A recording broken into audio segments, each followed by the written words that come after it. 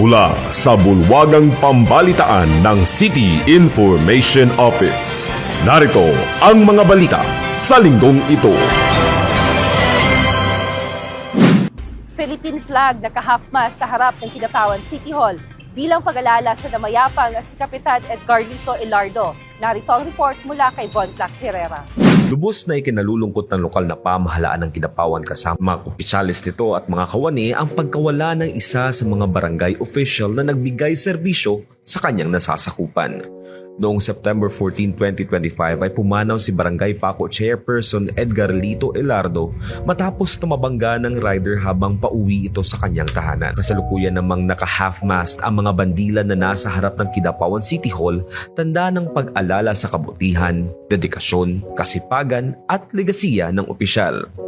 Si Kap Ilardo ay isa sa best performing punong barangay sa lungsod ayon kay City Mayor Attorney Pau Evangelista. Panawagan ng alkalde sa mga Kidapawenyos at mga residente ng Barangay Paco na ipagdasal ang namayapang kapitan, gayon din ang naulilang pamilya nito. Hinimok din ni Mayor Pau ang mga lingkod bayan na isabuhay ang mga magagandang alaala sa panunungkulan ng namayapang opisyal upang kahit wala na si Chairman Ilardo ay mananatiling buhay ang kanyang mga nagawa sa Barangay Paco at mga mamamayan nito.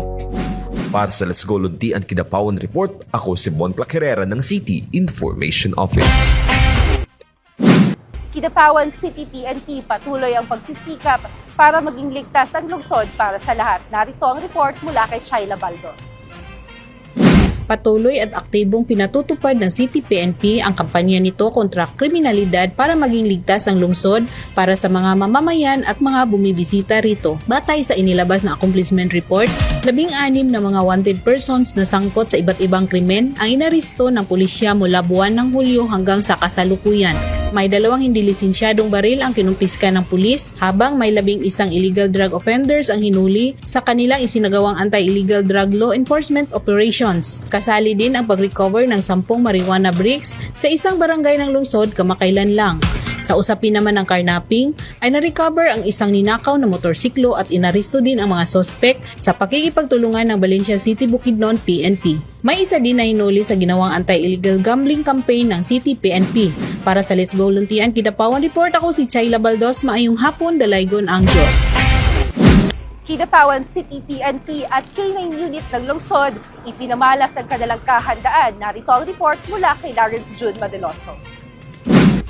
Alerto at may sapat na pagsasanay. Ito ang ipinakitang kakayahan ng mga miyembro ng K9 units kasama ang ilang mga police officers sa isinagawang presentasyon kasabay ng convocation program umaga nitong September 15, 2025. Ito ay matapos nilang ipinamala sa publiko ang kakayahan ng bawat isa, lalo na ang K9, sa pagresponde sa mga emergency situation tulad na lamang sa pagtukoy sa mga lugar na posibleng pagtaguan ng mga kriminal at hostage taking scenario. Bagay na ikinamangha ng nakararami. Ang hakbang ito ay isinagawa upang magbigay impormasyon sa publiko na patuloy na nagsasanay at nakahanda ang K9 unit at Kidapawan City PNP sa mga kahalintulad na sitwasyon. Pamamaraan rin ito upang mabigyan ng kumpiyansa ang mga mamamayan na nagsisikap ang lahat ng ahensyang pangsiguridad na mapanatiling ligtas at mapayapa ang lungsod ng Kidapawan. Para sa Let's Go Luntian Kidapawan Report, ako si Lawrence June Madilozo ng City Information Office.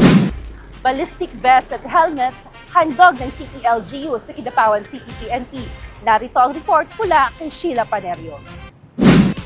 Seryoso ang kampanya ng lokal na pamahalaan sa Kidapawan na masawata ang droga sa lungsod at malabanan ang mga negatibong epekto nito sa mga Kidapawenyo. Kaya naman, kasabay ng isinasagawang convocation program nitong Lunes, September 15, 2025, handog ng City LGU ang ballistics vest at helmet sa mga kapulisan ng lungsod na kanilang magagamit sa pagsasagawa ng mga police operations laban sa illegal na droga. Bahagi ito ng mga programa ng lokal na pamahalaan para sa seguridad ng bawat mamamayan na naninirahan lalo na sa mga kabataan na madaling maimpluwensyahan at magumon sa bisyo. Tinanggap ng Kidapawan City PNP sa pangunguna ni Police Lieutenant Colonel Dominador L. Palgan Jr., Officer in Charge Kidapawan PNP ang mga nasasabing kagamitan. Makakatulong ito para sa patuloy na pagsisikap at determinasyon na magampanan ng ahensya ang kanilang tungkulin para mas ligtas at mapayapang Kidapawan. Nagpasalamat naman ang pamunuan ng City PNP sa pagbibigay ng City government ng mga bagong bulletproof, Kevlar vest at mga helmet na gagamitin ng Kidapawan City Illegal Drugs Task Force. Patuloy din ang ginagawang police community relations kung saan binibisita ng PNP ang mga komunidad sa lungsod para matyak ang kaligtasan ng publiko. Bahagi lamang ito ng mga aktibidad ng City PNP sa observance ng Crime Prevention Month ngayong buwan ng Setyembre. Para sa Let's Go Luntian Report, ako si Sheila Panerio ng City Information Office.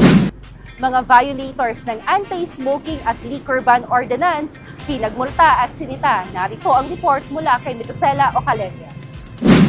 61 ng mga violators ng Ordinance Number 18-1211 o ang pagbabawal na manigarilyo at mag-vape sa mga pampublikong mga lugar ng lungsod ang nasita at pinagmulta ng Kidapawan Anti-Vice Regulation and Enforcement Unit. Ang mga bilang na ito ay nakapaloob sa Apprehension Report ng KidCare September 1-15, 2025. Isang establishmento naman ang lumabag sa Ordinance Number 15-1061, an ordinance enacting the Kidapawan City Public Safety, Security, Peace and Order of 2015, Article B, regulating operations of bars and videoke bars, including internet cafe. Ito ay base sa apprehension report noong September 13, 2025 ng KidCare Unit. Ang multa na babayaran ng mga violators ay 1,500 pesos sa first offense, 3,000 pesos sa second offense at 5,000 pesos naman sa third offense base sa probisyong nakasaad sa ordinansa.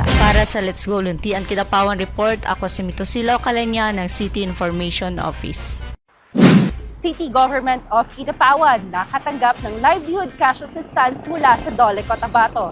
Narito ang report mula kay Jalayka Kate Ganansyan. Pinagkalooban ng Department of Labor and Employment ng 3.7 million pesos na cash incentive ang lokal na pamahalaan ng Kidapawan dahil sa mahusay na implementasyon ng mga livelihood programs nito.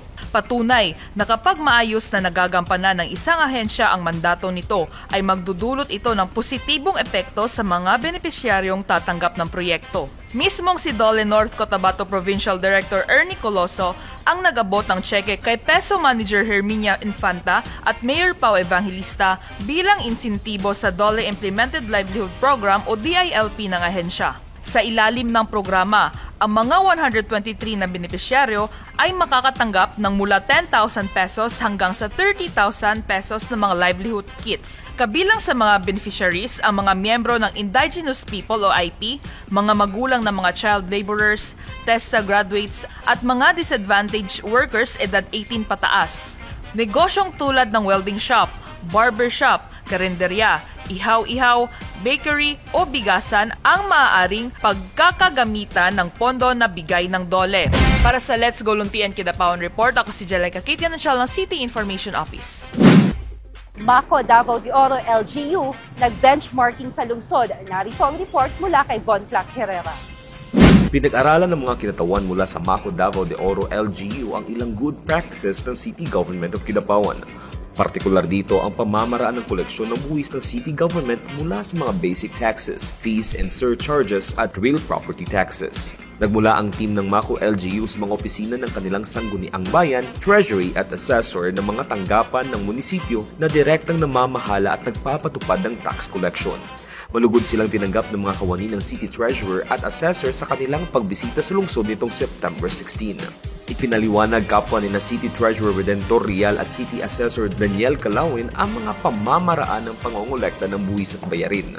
Maliban sa Business One-Stop Shop, nagpatupad din ng online payment ang city government sa pamamagitan ng GCash na nakikitang praktikal na pamamaraan ng Mako LGU na ipatupad sa kanilang munisipyo.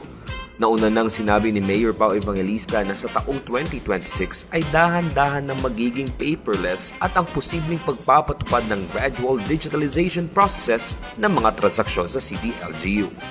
Maliban sa koleksyon ng buwis, naliwanagan din ng team ng Mako LGU sa kung paano naglalaan ng pondo ang city government sa mga pangunahing proyekto mula sa buwis na ibinabayad ng mamamayan. Para sa Let's Go Luntian Kidapawan Report, ako si Von Clark Herrera ng City Information Office.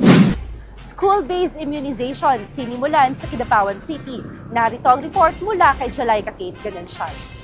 Ang malusog na kabataan ay susi sa maganda at matibay na kinabukasan ng mga mamamayan. Kaya, Ang City Health Office ay nagpatupad ng school-based immunization nito para sa mga batang estudyante ng lungsod na sinimula nitong September 15 hanggang 17, partikular sa Kidapawan City Pilot Elementary School. Tumanggap ng measles, rubella o MR at tetanus diphtheria o TB vaccines ang mga grade 1 learners ng Kidapawan City Pilot Elementary School. Habang tinurukan naman ng human papillomavirus o HPV ang mga babaeng mag-aaral na nasa ika-4 na baitang. Ang naturang bakuna ay panlaban upang maiwasan ang pagkakaroon ng HPV at cervical cancer sa hinaharap. Samantala, nakatakda namang bisitahin ng CHO ang iba pang mga pampublikong paaralan sa lungsod upang isagawa ang kaparehong aktibidad. Para sa Let's Go Luntian Kidapawan Report, ako si Jalaica Kate Nasyal ng City Information Office. Mahigit 3,000 LET examinees kukuha ng board exam sa Kidapawan City. Narito ang report.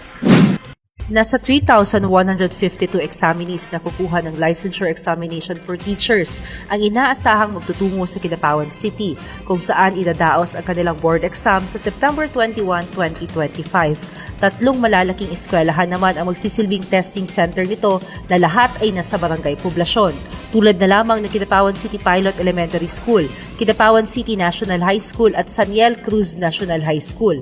Nasa 1,270 ng nasabing kabuuang bilang ay nasa elementary education at nasa 1,882 naman ang kukuha ng examination para sa secondary education. Bukas sa mga kahalintulad ng mga aktibidad ang lungsod, lalo pa at malaki ang maitutulong nito sa ekonomiya, gayon din sa kinabukasan ng bawat LET takers. Para sa Let's Go Luntian Kidapawan Report, ako si Rizal Veliote ng City Information Office.